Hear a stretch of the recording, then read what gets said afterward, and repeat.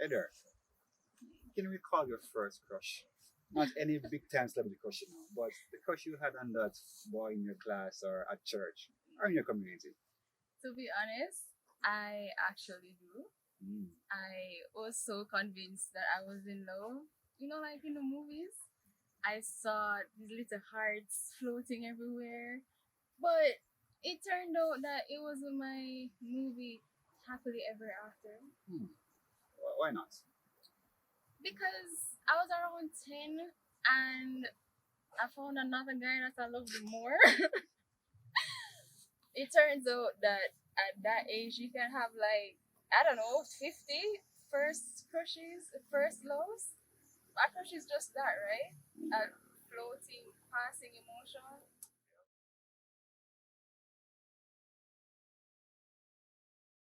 That's true.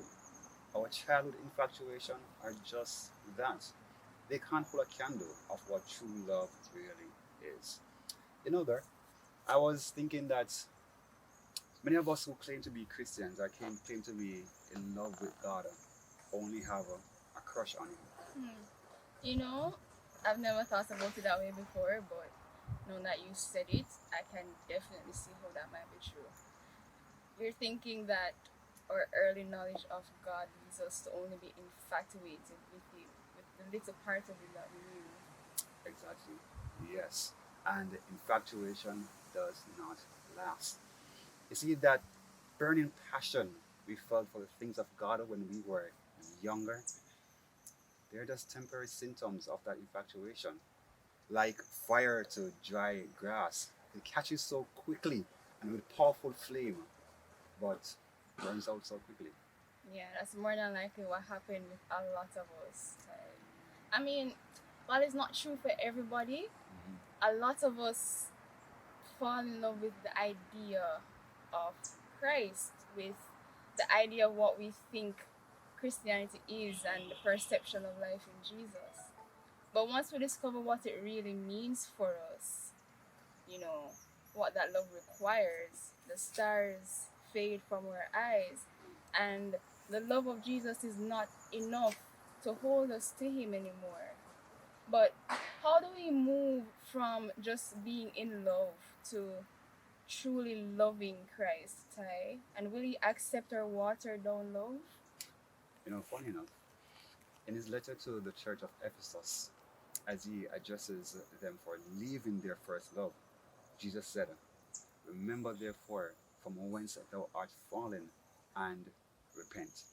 See, God's arms are always ready and willing to take us back, Jericho. That's To true. Him, we are worth more than we actually realize. You remember Gomer?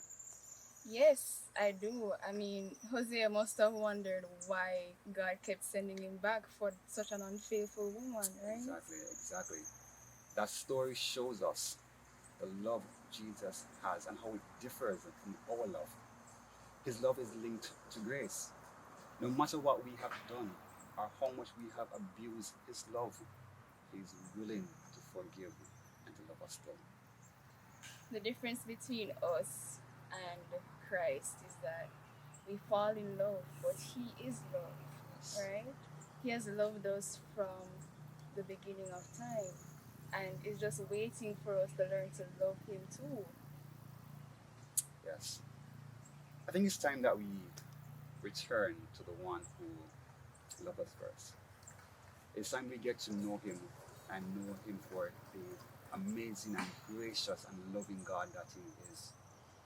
It is true that being a Christian is difficult, but the fact is that no relationship is easy. That's true. Both parties must give up their all in any relationship for them to work. Yep. And God has already done His part. Mhm. He has given 100%. He will love us no matter what. We must get to know God, right? Not just for what He can do for us or for what being a part of His church means. We must daily get to know His character, right? To understand His love and His grace. We must learn to love God the way that He loves us.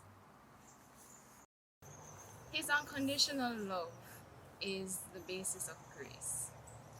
Grace is a gift of God's love, given to those who do not deserve it. Journey with us for the rest of this month as we explore a moment of grace. See you next week.